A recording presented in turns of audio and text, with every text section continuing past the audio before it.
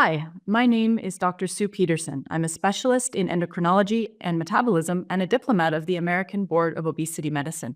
I have a busy endocrinology and research practice at CENDO in Calgary, Canada, and I'm a clinical lecturer at the University of Calgary. I'm excited to be here today with you to discuss the rationale for GLP-1-based combination therapy in general and amylin analogs specifically for the management of obesity with or without type 2 diabetes.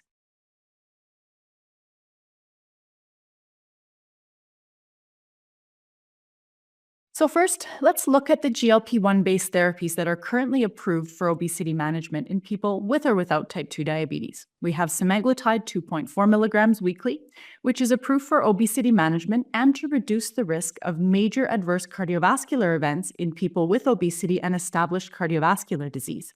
It's approved in adults as well as pediatrics aged 12 or older. Semaglutide 1 milligram or 2 milligram weekly is approved as a treatment of type 2 diabetes and also reduces cardiovascular events in people with type 2 diabetes. Liraglutide 3 milligrams daily is approved as a chronic weight management treatment in adults as well as pediatrics aged 12 or older at a dose of up to 3 milligrams daily. It's also approved at a dose of 1.8 milligrams daily for type 2 diabetes in adults and children aged 10 or older. Tirzepatide is a GLP and GIP dual receptor agonist, which is approved for obesity management in adults at 5 milligrams, 10 milligrams, or 15 milligrams weekly. It's also approved at the same doses for the treatment of type 2 diabetes and additionally is approved for the treatment of moderate to severe obstructive sleep apnea in the United States at 10 or 15 milligrams weekly. So to explore the various potential hormone-based treatment approaches to add on to GLP-1 therapy, it's important to understand how each of these hormones work. GIP, as we have discussed, is already available with GLP-1, but also amylin and glucagon are being explored as hormonal treatments in addition to GLP-1. With adding GIP, as in the case of tirzepatide, there may be additional benefit to reduce food intake by increasing satiety. There's activity in the pancreas to work together with GLP-1 to improve blood sugars. There's a hypothesis that GIP may reduce nausea, and there may be benefits on adipose tissue as well. Glucagon is another hormone that reduces appetite and food intake. It actually drives blood sugar up, so it's important not to have too much glucagon activity so blood sugars don't deteriorate. Glucagon slows gastric emptying, has benefits to hepatic lipid oxidation and synthesis, and increases energy expenditure. Amylin is a hormone that is co-secreted with insulin by the pancreas. It's another satiety signal that reduces appetite and food intake. It has benefits to improve glucose, and it also slows gastric emptying. So how can GLP-1-based combination strategies improve outcomes? Well, targeting multiple hormone pathways can provide the potential for improved efficacy because you're now blocking multiple hormone-based pathways that drive weight gain and blocking the compensatory increased activity of these pathways that drive weight regain when we lose weight. We may also have the potential to lower doses of each hormone in combination, which may reduce, theoretically, side effects. So now honing in on amylin, combining with GLP-1 may induce synergistic weight loss benefits with concomitant health benefits. So let's explore the synergy between GLP-1 and amylin. We have an increase in insulin secretion with GLP-1, with both hormones decreasing glucagon. Both slow gastric emptying and promote satiety. So it makes sense to use these two hormones in combination for managing obesity in people with or without type 2 diabetes. Currently, there's only one amylin analog available in the world called pramlintide, and we'll talk about this. Cagrilintide is an amylin analog that's in phase 3 investigation currently, together with the GLP-1 receptor agonist semaglutide, and it's completed phase 2 as monotherapy as well. Aloralintide is another once-weekly amylin analog, currently in phase 2 studies as monotherapy and with tirzepatide as well.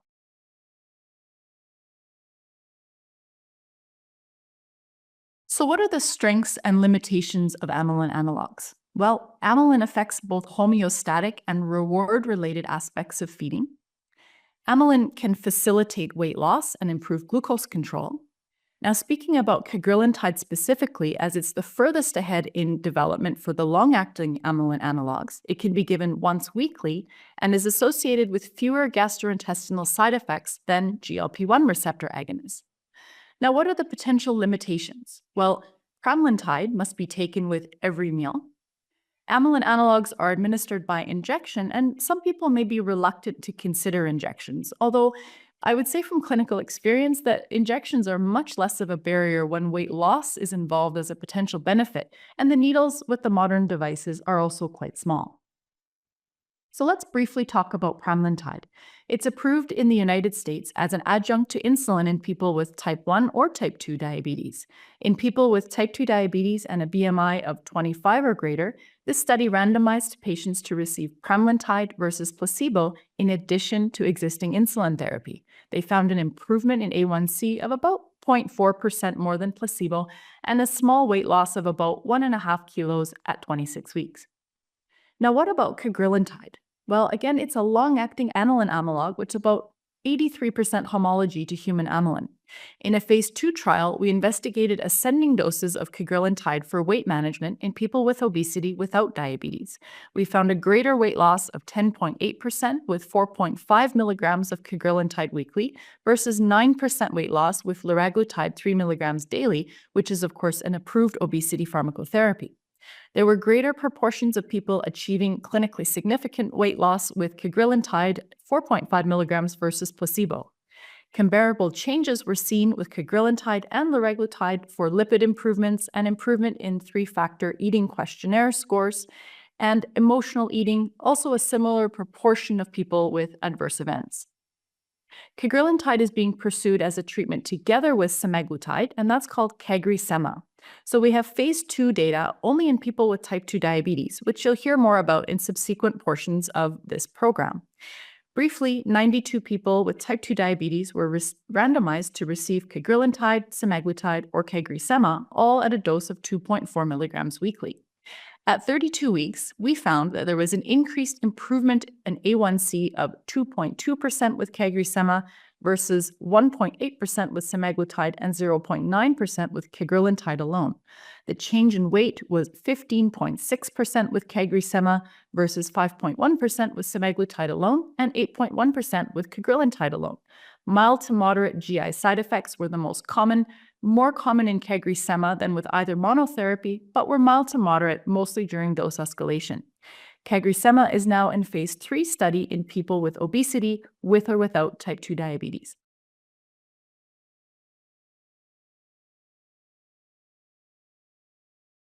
So it's really important to understand the importance of pharmacotherapy for obesity management. We want to use pharmacotherapy with lifestyle modification, with pharmacotherapy making it easier to facilitate lifestyle change because of the change in appetite regulation. So the take-home messages here are that GLP-1 based combination hormonal strategies to treat obesity with or without type 2 diabetes can provide the potential for increased therapeutic efficacy by approaching multiple satiety pathways in the brain and providing additional blockade to the compensatory hormonal mechanisms that drive weight. Combination strategies present the opportunity to provide clinically important superior weight loss with the potential for additional health benefits. And finally, GLP-1 receptor agonist with amylin analog therapy can provide clinically important weight loss superior to comparators based on existing data, and with that weight loss has the potential to provide numerous additional health benefits.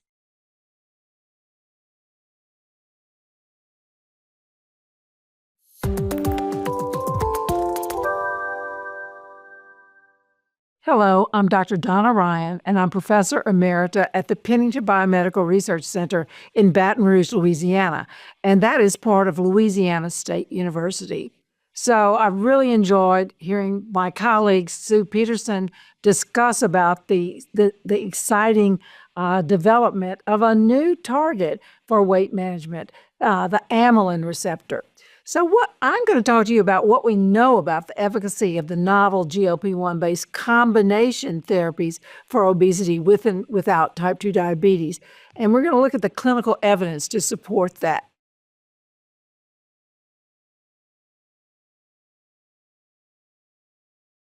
Well, why would we even need another target? Well, the reason we need another target is that we know as we add targets, we get increased weight loss.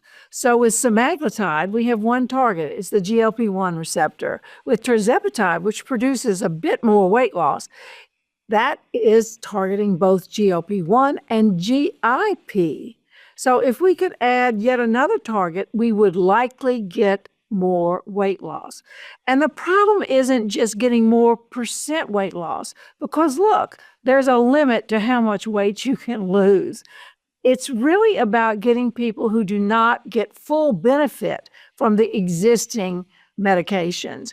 So even though average weight loss with tirzepatide is 21%, there are individuals who do not achieve 5% or 10% weight loss. And sometimes we're aiming for 15% weight loss. So we know that more people are likely to achieve those benchmarks with tirzepatide than semaglutide. And if we could add yet another target for our treatment, we would likely get more weight loss. But look, there's another reason. It's not just about weight loss. We also are using these medications not only to produce weight loss. They're indicated for diabetes and glycemic improvement. They're also indicated to improve obstructive sleep apnea in the case of tirzepatide, and there's evidence for improvement in cardiovascular risk reduction for semaglutide. So these are disease-modifying properties of the drugs, and we may get more disease modification if we add a new target. So that's why we need additional therapies.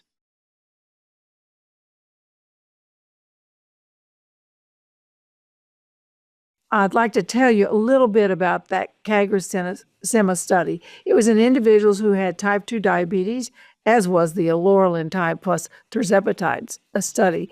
And it looked at a comparison of CagriSema, cagrilintide, and semaglutide, cagrilintide alone or semaglutide alone. They were also given with both the cagrilintide and semaglutide were given with a placebo, so that the study could be blinded. But what that study showed, and it's been published, is that the average body weight loss with CagriSema was 15.6%. That was really quite excellent at week 32. Patients had not stopped losing weight. They had not reached their plateau, and they still lost 15.6% at week 32. So these are really excellent results early on in individuals with diabetes. And of course, the comparators were semaglutide alone, and that was 5.1% weight loss, and cagrilintide, and that was 8.1% weight loss. Well, the good news is that this combination also had very good effects on changing A1C. It was an average reduction of 2.2 percentage points with CagriSema, and more patients on CagriSema achieved an A1C target of less than 7% and less than 6.5%. And there were greater improvements in fasting plasma glucose with the CagriSema. So this phase 2 trial really it's exciting because it demonstrates that the combination produces greater weight loss, greater glycemic improvement than either of the components alone. So CagriSema is moving forward into phase 3, but the phase 3 CagriSema study contains a range of interesting components. REDEFINE 1 is the study that looks at a large population of individuals with obesity who do not have type 2 diabetes. And it compares CagriSema versus cagrilintide versus semaglutide versus placebo. REDEFINE 2 is a study in patients with type 2 diabetes, but it's a weight loss study in people who have type 2 diabetes. REDEFINE 3 is a cardiovascular outcome trial. I want to point out to you that we recently heard about a press release from Redefine 1. This is that large study. There were 3,417 patients with an average body weight of 107 kilos. And all of them had obesity. None of them had type 2 diabetes. But if you look at the weight loss that was achieved at week 68, that would be sort of maximal weight loss had been achieved. The weight loss in CagriSema was 22.7% from baseline, compared to cagrilintide alone, 11.8%, and semaglutide alone, 16.1%. For placebo, it was 2.3%. So we'll have to wait and see what the results are. Now, let's look at the Reimagine trials. This is CagriSema in people with type 2 diabetes. So Reimagine 1 is going to be used in individuals who have type 2 diabetes treated only with diet and exercise. Reimagine 2 is going to look at CagriSema in individuals who are on metformin with or without an SGLT2 inhibitor. And Reimagine 3 will look at CagriSema in individuals who have type 2 diabetes and are on basal insulin. So lots of interesting things coming there. So there are additional phase 3 trials of CagriSema. Redefine 4 is going to be a head-to-head comparison of CagriSema against tirzepatide. And then there will be an additional trial in Asian individuals looking at CagriSema or semaglutide. We'll be interested in the results in those patients from East Asia. They tend to have a lower BMI and more visceral adiposity, so they may not lose as much weight because they're starting at a lower BMI level. We'll have to watch that and see what it shows. So what else is out there in the amylin analog field? Well, there's a very interesting new agent that we just saw some top-line results on, and that agent is called amycretin. It's interesting because it's being developed for both oral and subcutaneous use. So there was a 1b/2a study that was recently given a press release, and it showed that the subcutaneous amycretin at its top dose of 20 milligrams, that those patients lost 22% at 36 weeks. Now, there was also a presentation about a phase 1 study of oral amycretin, and oral amycretin at 12 weeks produced 13.1% weight loss. So very interesting new compound, and there are others. Protilintide is being developed, and AstraZeneca has an AZD6234 that's being studied alone and in combination with their GLP-1 receptor agonist. So it's a very exciting space. There's lots of drugs being developed, and we're going to have to see the results.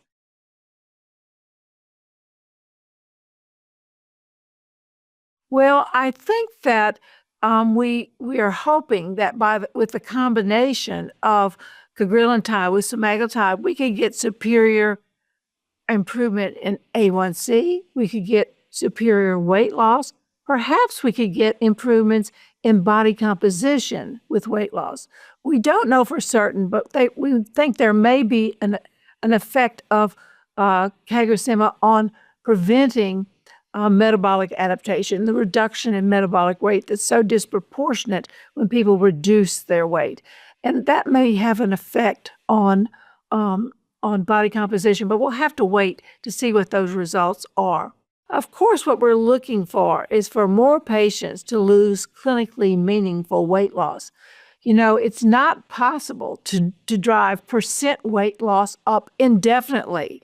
We reach a plateau in weight because we're not sure exactly why, but we think that the body's counter-regulatory mechanisms come into play to prevent excessive weight loss. But I hope what we see is that more and more patients are able to achieve clinically meaningful weight loss. I think the most important thing to recognize about these GLP-1 based combination strategies is that they are really aimed at improving health. So what I like to see are all the studies of the effects of these drugs on disease comorbidities. You know, it's not about making people skinny. It's not just about weight loss. It's really about improving health profiles. And so if we add different molecules, we can maybe have better effects on health.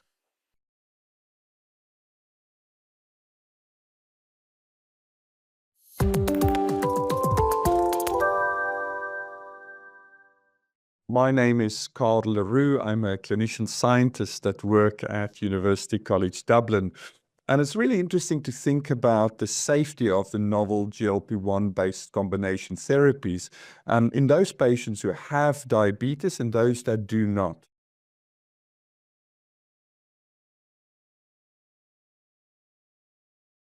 And if we think about what we know at the moment about the overall safety of the GLP-1 based combination therapies for obesity in those patients that have diabetes and don't, it's really this concept of additional therapies.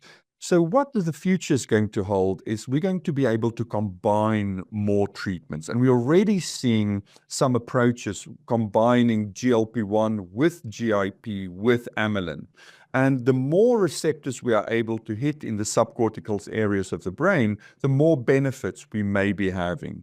So I think it's an encouraging phase that multiple companies are taking up this approach, showing us the biological value of hitting receptors in the subcortical areas of the brain with known profiles. What we learned from bariatric surgery is that you need a polyagonist approach. After bariatric surgery, we don't have a single gut hormone that is actually elevated, but we see this perfect concert of hormones. And of course, by combining the hormones, we actually have additional benefits, but we do not increase the side effect profile. So what we would like to do is combine as many as possible so that we can benefit our patients. And a systemic review, of this will allow us to think about the most common side effects that we see that's very often GI based. We also see that these are mostly mild and moderate and related to the dose escalation. So we can manage that very carefully and very easily by using a careful approach during the dose escalation.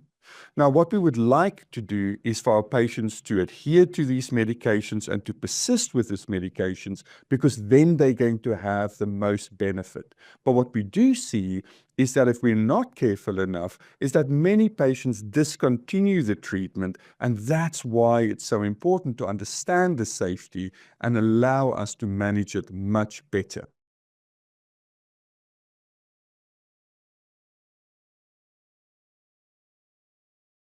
So what evidence do we have so far regarding the safety, especially in these patients? And what we look at, and see these different study designs that we've had, especially for the phase 2 studies, where we are combining medications such as Cagri and Sema, but also other combinations. We see that in those patients with type 2 diabetes, who have a BMI over 27 with a normal hemoglobin A1Cs between 7.5 and 10 milligrams, we can see significant benefits. But importantly, these studies also allow us insight into the number of total adverse events and then also those adverse events of special interest.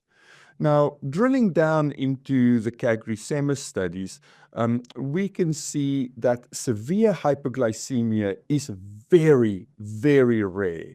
But we do see other adverse events, and those are mostly the GI-associated adverse events. And again, we now know that we can manage that very carefully by doing good dose titration, but also adjusting food intake. We see that injection site reactions are rare, and also those patients with gallbladder-related disease or acute pancreatitis, especially in those patients with type 2 diabetes, have not been identified yet. So it's something that's important to us that we're keeping an eye on, but so far very reassured. If we now focus on the phase 3 redefined studies, those the REDEFINE 1, REDEFINE 2, and REDEFINE 3 studies, you'll remember that that focuses on patients, firstly, who do not have type 2 diabetes in REDEFINE 1, then the specific group of people with type 2 diabetes in REDEFINE 2, and then the group of interest, those patients with established cardiovascular disease or very high risk of cardiovascular disease with or without type 2 diabetes in the REDEFINE 3 group. Now, with the key safety endpoints for us, again, is the total number of adverse events and serious adverse events. And in those patients with type 2 diabetes, we are also focusing on those patients with severe hypoglycemia as a specific interest. Now, what we have seen so far from the REDEFINE 1 study with more than 3,400 patients, where these patients had a baseline of about 106 kilograms, we have seen that at the highest dose at 68 weeks, about 57% of patients, in the CagriSema arm achieved the highest dose, where on Cagri alone about 82, and in semaglutide about 70% of patients achieved the highest dose. And the most common adverse event was again gastrointestinal. This is what we have been used to for the last 20 years working with the class of medications with GLP-1. And the vast majority of these was mild and moderate and were diminishing over time. Now, thinking about the phase 3 studies for the reimagined studies, now we are focusing on patients who have type 2 diabetes, who are treated with the combination with CagriSema. And again, our key safety endpoint is the total adverse events, and then specifically severe hypoglycemia, because that is where we want to make sure, what we are doing in this group.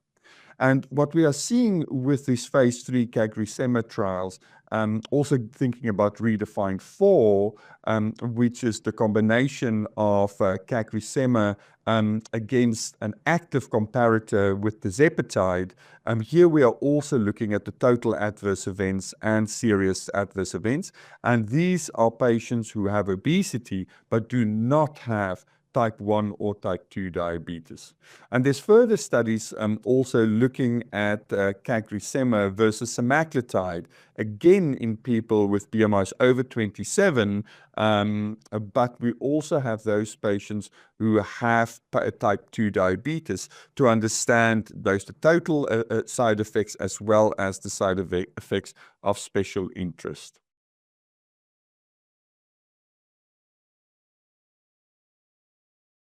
I think we are reassured by the safety profiles that we have seen so far.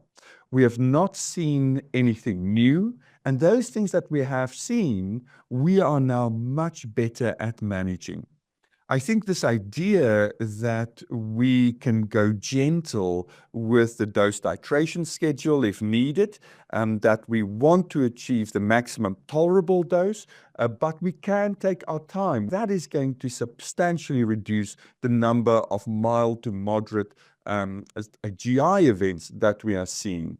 And what we want to understand is that we can get additional benefits without additional side effect profiles. We want to make sure that we're not seeing anything new. And we want to make sure that we are not surprised, but that what is happening is biologically explainable and that we have abilities to actually treat that. And so what do we want to understand about the role of GLP-1-based combination therapies in the treatment landscape? We want to disrupt the diseases of obesity. We want to disrupt the diseases of type 2 diabetes with our interventions in a safe manner. We want our patients to remain on these treatments in the long term, because only then will we actually materialize many of these benefits that we can achieve. So it's not about short-term gains, it's a long-term profile that we want to achieve, and therefore managing the side effects carefully in the first phases, the dose titration, for example, is so critical for the long-term success of our treatments. And of course, we want to know which patients are most likely to benefit and at what stage. And so far, what we are seeing is that any patient at any stage is going to have a benefit. If we treat somebody earlier in the disease process, so they have the disease of obesity, but they may not have many of these complications, what we are seeing is that we can prevent complications. So ultimately, what we want to do is we want to have long-term benefits for our patients. So in summary, I think we are reassured by the safety profiles that we are seeing. We are reassured by knowing that we're going to have the clinical trials at our disposal in the near future, where we're going to be able to make these judgments to deal with this.